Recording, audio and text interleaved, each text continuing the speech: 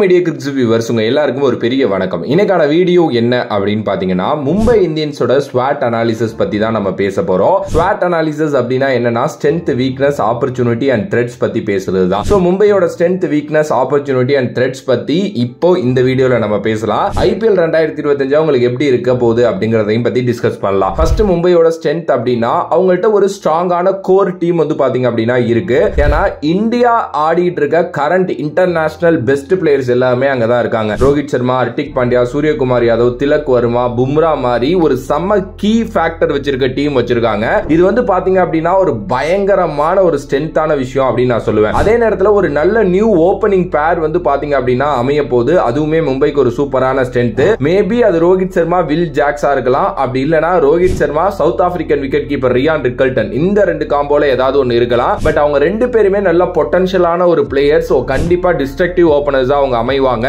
இஷான் கிஷான் இல்லாத இடத்தை கண்டிப்பா 100 இல்ல 200% அவங்களால நிரப்ப முடியும். அதுவுமே வந்து பாத்தீங்கன்னா மும்பையோட ஒரு பெரிய ஸ்ட்ரென்த் அப்படின்னு நான் சொல்லுவேன். அதுக்கு அடுத்தபடியா மும்பையோட மிடில் ஆர்டரும் பயங்கரமான ஸ்ட்ரென்த்தா தான் இருக்கு. நான் ஃபர்ஸ்ட்லயே சொன்ன மாதிரி Suryakumar Yadav at number 3, followed by Tilak Varma number 4, அடுத்தபடியா ஹர்திக் பாண்டியா நம்பர் 5 அப்படிங்கிறது வந்து பாத்தீங்க அப்படின்னா ஒரு சூப்பரான விஷயம். அண்ட் அவங்களால நல்ல பினிஷர்ஸ் வச்சிருக்கிறதுனால பினிஷ் பண்ணவும் முடியும். அட் த சேம் டைம் வந்து பாத்தீங்க அப்படின்னா நல்லா ஏதாவது ஒரு கேம் ஆங்கர் பண்ணி ஆடணும் அப்படின்னா அதுவும் அவங்களால முடியும். சோ இந்த பேட்டிங் அப்படிங்கிறதுல பிரச்சனையே இல்ல, சம ஸ்ட்ரென்த்தா வச்சிருக்காங்க. At the same time bowling வந்து வீக்கா இருக்கா அப்படின்னா கிடையவே கிடையாது. ஒரு லீத்தலான ஃபேஸ் பவுலிங் யூனிட் அவங்கள்ட்ட இருக்கு. அதுவுமே ஒரு பெரிய ஸ்ட்ரென்த். இந்தியாவோட கரண்ட் ஸ்டார் ஃபேசர் பும்ரா வந்து பாத்தீங்கன்னா அங்க இருக்காரு. அவர் தான் வந்து பாத்தீங்கன்னா பவுலிங் அட்டாக்க லீட் பண்ணுவாரு. நிறைய பேருக்கு ஒரு டவுட் இருக்கலாம், பும்ரா வருவாரா மாட்டாரா அப்படின்ட்டு. இப்போ வந்திருக்க நியூஸ் படி அவர் வருவாருன்னு தான் சொல்றாங்க. அதையே நம்ம வச்சு இந்த வீடியோவை பேசலாம். இன்னொரு side Trent Boult and Deepak சகர் இருக்கிறதுனால இவங்க மூணு பேருமே பவர் பிளே அண்ட் டெத் ஓவர்ஸை ரொம்ப டிஸ்ட்ரக்டிவா யூஸ் பண்ணிடுவாங்க. ஸோ அதனால கிட்டத்தட்ட இப்போ ஒரு 12 ஓவர் இவங்களே முடிச்சிருவாங்கன்னு வைங்க. அதுல எப்படி பார்த்தாலும் தீபக் சகர் ஓவர் தான் கொஞ்சம் லூஸ் ஓவர்ஸா இருக்கும். அதுவும் கொஞ்சம் தான். மற்றபடி பும்ரா அண்ட் ட்ரெண்ட் போல்ட்டை தொடவே முடியாது. ஒரு மாதிரி நல்ல ஒரு பவுலிங் யூனிட்டா வந்து பாத்தீங்கன்னா இருக்காங்க. இப்போ மும்பையோட வீக்னஸ் பத்தி பேசுவோம். ஃபர்ஸ்ட் பாத்துக்கிட்டீங்க அப்படின்னா, என்னதான் நம்மளோட ஃபாஸ்ட் பவுலிங் யூனிட் நல்லா நான் சொல்லியிருந்தாலும் மும்பையோட ஸ்பின் பவுலிங் யூனிட் வந்து பாத்தீங்கன்னா கொஞ்சம் மோசமா தான் இருக்கு. ஃபர்ஸ்ட்லி வந்து மிச்சல் சாண்டர் அண்ட் அல்லா கசன்வர் தான் வந்து இந்த ஸ்பின் பவுலிங் யூனிட்ல இருந்தாங்க. பட் இப்ப சாண்டர் மட்டும் தான். அல்லா கசன்வர் வந்து ரூட் அவுட் ஆயிட்டார் அபிஷியலி. சோ அவருக்கு பதிலா யாரு எடுக்க போறாங்கன்னு தெரியல. சாண்டர் ஒரு மாதிரி நல்ல ஆல்ரவுண்ட் எபிலிட்டி இருக்கக்கூடிய ஒரு பிளேயர். அவரால் வந்து பெருசா வந்து பாத்தீங்க அப்படின்னா மேபி எக்கனாமி வைஸ்ல போட முடியுமே தவிர விக்கெட்ஸா எடுத்து குமிக்க முடியாது. சோ அது வந்து பாத்தீங்கன்னா ஒரு மும்பையோட ஒரு பயங்கரமான வீக்னஸ் அப்படின்னு நான் சொல்லுவேன். அதுக்கு அடுத்தபடியா என்னதான் நல்ல ஒரு கோர் யூனிட் இருந்தாலும் பேக்கப் ஆப்ஷன் பெருசா இருக்கா அப்படின்னா பேக்கப் ஆப்ஷன் அந்த அளவுக்கு பெருசா இல்ல. அதுவுமே வந்து பாத்தீங்க அப்படின்னா எனக்கு தெரிஞ்சு த்ரூ அவுட் த சீசன் பயங்கரமான ஒரு இம்பாக்ட் கிரியேட் பண்ணி விட்டுரும் வீக்னஸ்ல அப்படின்னு தான் நான் நினைக்கிறேன். அதுக்கு அடுத்தபடியா கேப்டனா ஹர்திக் பாண்டியாவுக்கு லாஸ்ட் இயர் வந்து ஒரு பேடான இயர் அப்படின்னு நான் சொல்லுவேன். சோ இந்த வாட்டி அந்த ரிடெம்ஷனுக்கான ஒரு ஆப்பர்ச்சுனிட்டி இருக்கு. ஹவெவர் அவர் அந்த பிரஷர் சிச்சுவேஷன்ஸ் ஹேண்டில் பண்ணி நல்லா பண்ணிட்டார் அப்படின்னா ஓகே. அப்படி இல்ல அப்படின்னா அதுவும் ஒரு இன்னொரு வீக்னஸா மாறதுக்கு நிறைய சான்சஸ் இருக்கு. இன்கேஸ் பும்ரா வரல அப்படின்னா அது ஒரு பெரிய வீக்னஸா மாறிடும். எஸ், பும்ரா இருக்கிறது இந்த டீமுக்கு சம பாசிட்டிவான விஷயம். அதே நேரத்தில் இல்லாதது ஒரு பயங்கர நெகட்டிவ். சோ இதெல்லாம் வீக்னஸ்ல நான் போட்டுப்பேன். அடுத்தபடியா மும்பை இந்தியன்ஸோட ஆப்பர்ச்சுனிட்டிஸ் அப்படின்னா, இதுல ஆப்பர்ச்சுனிட்டிஸ் அப்படிங்கிறது வந்து பாத்தீங்கன்னா ஹர்திக் பாண்டியாவுக்கு ஒரு ஆப்பர்ச்சுனிட்டி இருக்கு. என்ன அப்படின்னா, போன வாட்டி ரொம்ப ரொம்ப கெட்ட பேர் வாங்கியாச்சு, பயங்கரமா அடிச்சு வெளில அனுப்பிட்டாங்க ஆப்போசிட் டீம். இந்த வாட்டி இருக்கிற டீம் நல்ல டீமா இருக்கு. அதை யூஸ் பண்ணி வந்து பாத்தீங்க அப்படின்னா செம்மையான ஒரு கேப்டன்சி பண்ணலாம். அது ஒண்ணு. அதுக்கு அடுத்தபடியா வந்து பாத்தீங்கன்னா இந்த Will Jacks, Ryan Rickelton and இந்த மாதிரி பிளேயர்ஸ் எடுத்திருக்கிறது வந்து ஒரு நல்ல விஷயம். சோ அதனால அவங்கள எப்படி யூஸ் பண்ண போறாங்க, அவங்களுக்கு எப்படி ஆப்பர்ச்சுனிட்டிஸ் கிரியேட் பண்ணி கொடுக்க போறாங்க அப்படிங்கறதையும் பாக்குறதுக்கு நான் நல்லா இருப்பேன்.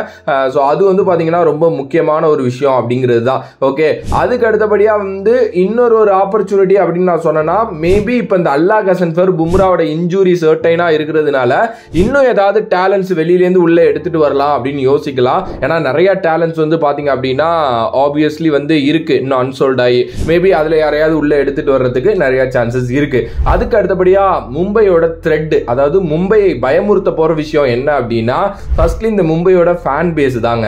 எஸ், அவங்க இந்த வாட்டி எப்படி பிஹேவ் பண்ண போறாங்க ஹர்திக் பாண்டியா கிட்ட அப்படிங்கிறது எனக்கு தெரியல. மேபி போன வருஷம் மாதிரி இருக்காது, இந்த வருஷம் வந்து பாத்தீங்கன்னா நல்லா இருக்கும். சோ அது வந்து ஒரு பெரிய த்ரெட்டா நான் பார்ப்பேன். அதே நேரத்தில் வந்து ஃபேசர்ஸ் கொஞ்சம் ஸ்ட்ரகிள் பண்றாங்க ஒரு கேம்ல அப்படின்னா ஸ்பின்னர்ஸ்னால அந்த கேமை எடுத்துட்டு வர முடியாது. ஏன்னா அந்த அளவுக்கு ஸ்ட்ராங்கான ஸ்பின்னர்ஸ் வந்து மும்பைல இல்ல. சோ அதுவும் அதுவுமே வந்து பாத்தீங்கன்னா ஒரு பெரிய த்ரெட்டா கண்டிப்பா இருக்கும். அதே நேரத்தில் பவர் ஹிட்டிங் எபிலிட்டிஸ் இருக்கிற சூரியகுமார் யாதவ், ஹர்திக் பாண்டியா, திலக் வர்மா மாதிரி பிளேயர்ஸ்கிட்டே நம்ம நிறைய எக்ஸ்பெக்ட் பண்றோம். இதுல ஒரு 2 பேர் ஒரு த்ரூ அவுட் சீசன்ல ஹாஃப் சீசன் ஃபெயில் ஆனாலும் மும்பை காலிங்கிறதுல மாற்று கருத்தே இல்லை. ஏன்னா இந்த சூப்பர் ஸ்டார் பிளேயர்ஸ் இருக்காங்க, சூப்பர் ஸ்டார் பிளேயர்ஸும் ஃபெயில் ஆவாங்க அப்படிங்கிறது வந்து ரொம்ப ரொம்ப முக்கியமான ஒரு இது, அதை நான் சொல்லிக்கிறேன். ஸோ அதுவும் வந்து பாத்தீங்க அப்படின்னா ஒரு முக்கியமான கன்சர்ன் அப்படின்னு நான் சொல்லுவேன். இதை தாண்டி ரோஹித் சர்மாவோட ஃபார்ம் பயங்கரமான த்ரெட் மும்பைக்கு. இது அவர் ரீசெண்டாக தான் ஒரு செஞ்சுரி அடிச்சாரு, அதை நான் அக்செப்ட் பண்ணிப்பேன். பட் ஆனால் நீங்க த்ரூ அவுட்டா இந்த லாஸ்ட் ஒரு 1.5 வருஷத்துல எடுத்து பாருங்க, இல்ல அதுக்கு முன்னாடி அவரோட ஐபிஎல் ரெக்கார்ட்ஸ் எடுத்து பாருங்க, பெருசா அந்த மனுஷன் விளையாண்டதே கிடையாது நல்லா. ஸோ அதனால அவரோட ஃபார்மும் கொஞ்சம் கன்சர்னான ஃபார்ம் அப்படிங்கிறது தான் என்னோட ஒரு கருத்து. ஓகே, ஸோ ஓவராலா பார்த்தோம் அப்படின்னா மும்பை இந்தியன்ஸ் வந்து ஆப்வியஸ்லி ஒரு நல்ல டீம் தான், நல்ல ஒரு கடப்பார லைனப் வச்சிருக்காங்க, நல்லா பயமுறுத்த போற டீம், அதுல மாற்று கருத்து கிடையவே கிடையாது.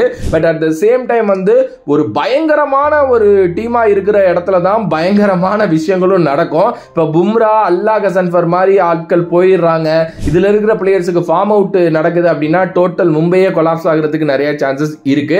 பட் ஹோப்ஃபுல்லி அதெல்லாம் நடக்காது அப்படின்னு நினைக்கிறேன். பொதுவாகவே மும்பை என்டர்டைன் பண்ற டீமா இருப்பாங்க, இந்த வாட்டியும் அந்த என்டர்டைன்மெண்ட் கண்டிப்பா வந்து த்ரூ அவுட்டா நல்லா இருக்கும்னு நினைக்கிறேன். மும்பை இந்தியன்ஸுக்கு என்னோட சார்பில் நான் கொடுக்க போற மார்க் என்ன அப்படின்னா 9 out of 10. Sorry, 10 out of 9. Feedback video பார்த்து வீடியோ வந்துருச்சு. 9 out of 10 கண்டிப்பா 9 மார்க்குக்கு தே டிசர்வ் தான், அதுல மாற்று கருத்து இல்ல. பார்க்கலாம், ரொம்ப எக்ஸைட்டடான ஒரு டீம், ரொம்ப சூப்பரான ஒரு டீம், நல்ல என்டர்டெயின் பண்ண காத்து இருக்கிற ஒரு டீம். ஹோப்ஃபுல்லி ஃபிங்கர்ஸ் கிராஸ்டு நல்ல ஐபிஎல் உங்களுக்கு அமையணும் அப்படின்னு சொல்லி இந்த வீடியோ முடிக்கிறேன். ஸோ மும்பை இந்தியன்ஸ் ஃபேன்ஸ் இருந்தீங்க அப்படின்னா உங்களோட கருத்து மும்பை இந்தியன்ஸ் பத்தியும் இந்த ஸ்வாட் அனாலிசிஸ் பத்தியும் என்ன அப்படிங்கறத கமெண்ட் பண்ணுங்க.